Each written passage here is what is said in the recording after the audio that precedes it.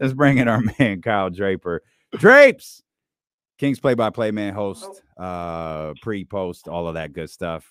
Drapes, great to have you on today. What's your role tonight? Did it work? Okay. What's up, fellas? How y'all doing, man? We good, man. What's your role tonight, Drapes? Drapes is in an elevator. I think Drapes. Yeah, I'm going up to the. Hey, can you hear me now? We got you. We got you. Are you in San Francisco already? Drape's going up to the penthouse. You know how Drapes do, man. He's going up to the penthouse. I am. I'm in an elevator right now. I don't know if y'all can hear me, man. I'm in Miami right now. Oh, that's what I thought I heard. I thought I heard you was you on the call tonight, aren't you, Drapes? Yeah, yes, sir. Yes, sir. A big game tonight, so they got me on the call, man. Okay, big game, Drake. Okay, all right, Kyle. Be honest. What'd you do last night?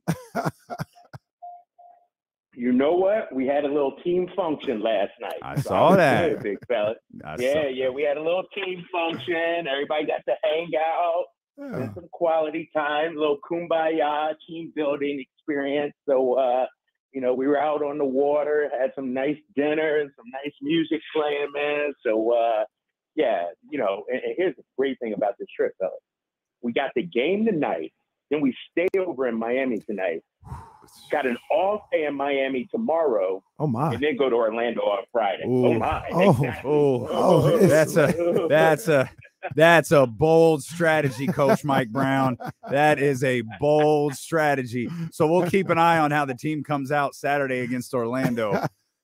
And we'll know what to point at. That's great, Katie. That sounds like a nice little trip here. Obviously, no De'Aaron Fox tonight. KC and I were just talking about who needs to step up the most to fill that role. Well, I think it's an important game, obviously, for Davion Mitchell. And it's not necessarily from a scoring part. It's from running the team, I think. I think, under the pressure of this Miami Heat defense, which isn't as good, obviously, as it's been in the past. But as you know, Miami is still still upset about Saturday's loss. So, they're going to come in hungry and try to take it to you.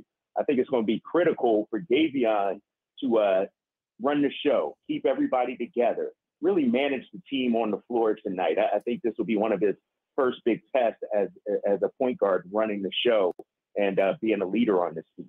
Yeah, I obviously, like everybody else, I love the way he finished that game out in Charlotte to help the Kings come away with the win.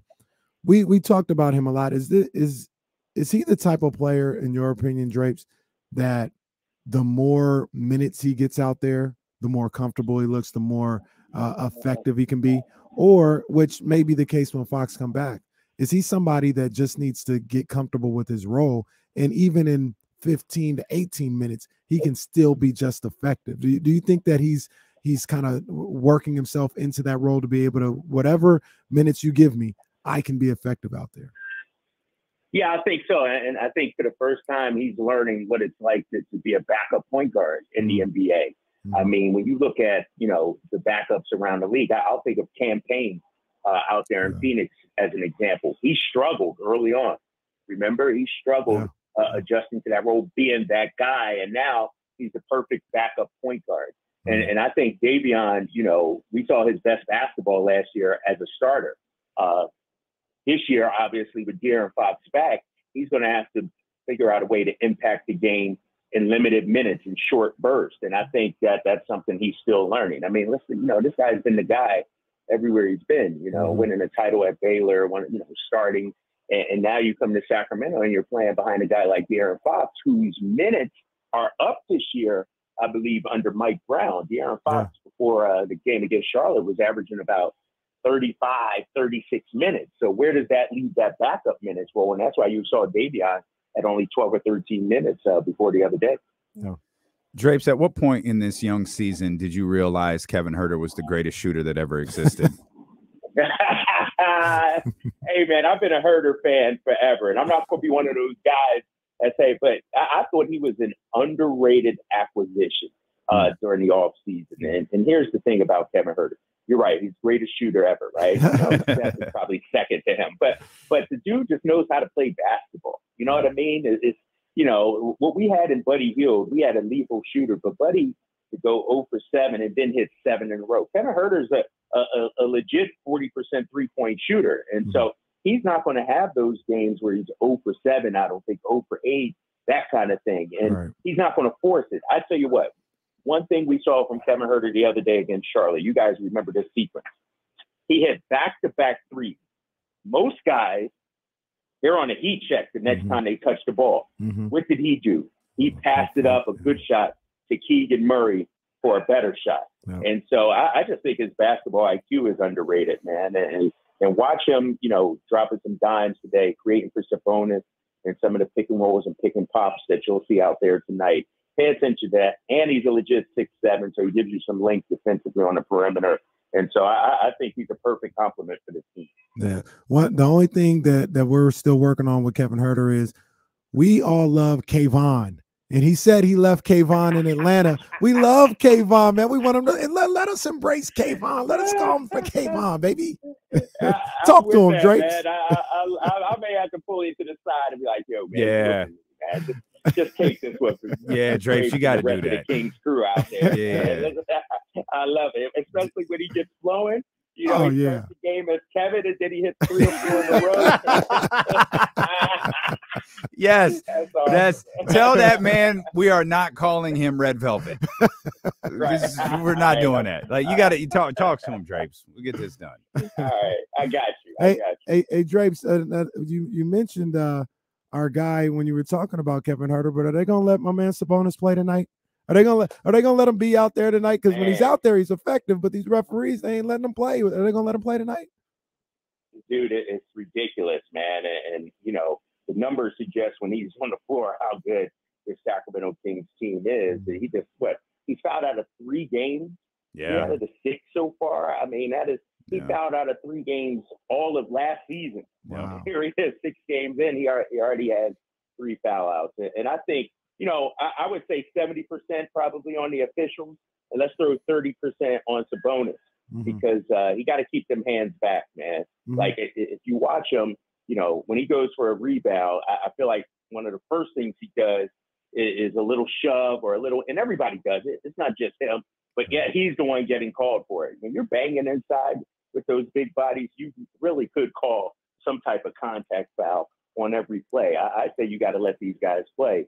And it's been frustrating for him, but yet he's still been effective in the short minutes that he has been playing. And so I think tonight, man, I was listening to you guys just a few minutes ago. Mike Brown might have to take one to back his dude up. You know what I mean? That's what I'm saying. You got to let him know. To support his guy. Yeah, he might have to do that. But, you know, Dwayne Dedmon's back too tonight. So, he'd have a little more size tonight against the Kings. So I want to see Domas out there on the floor. Drapes and Damian, Drapes and Damian, they can pay the fine. They got it. You know, y'all in a different tax bracket. You know, I'm just trying to make it. Nobody believe you. No, that's because dude, that's because all his money tied up in shoes. That's the problem. Okay. All right. We're not doing this. We're not. I know y'all two got y'all two got your nerve. Y'all two got your nerve. Katie, before we let you go, man, it's first chance to chat this season. How you feeling 6 games in with what you've seen? No, I'm feeling good, man. You know, I was talking to some of the guys at practice today, and when you look at the numbers, the defense is actually worse to start the season this year than it was last year. But the eye test tells you something different, right? I mean, you know, just the effort level, the compete level. They've had defensive breakdowns. Their issue with defense this year isn't for lack of trying or lack of effort. It's just lack of execution. And I think that's something you can tighten up and shore up. And so I feel like this game will tell us a lot, man. This is a tough game. You just beat this team a few days ago. You won 2 in a row, so you're probably feeling a little good right now. But are you going to still be poor, hungry, and driven? Are you still going to come out there and handle your business? And so if they get a win, I think that would bode well for where this team is. If they get a loss, there's still more work to be done. Yeah, Kings need to be eating soup with a fork tonight. Drapes, no, eating soup with a fork. You still hungry. If you got that spoon, you're getting everything you need. You're not hungry. Eat it with a fork. Yeah.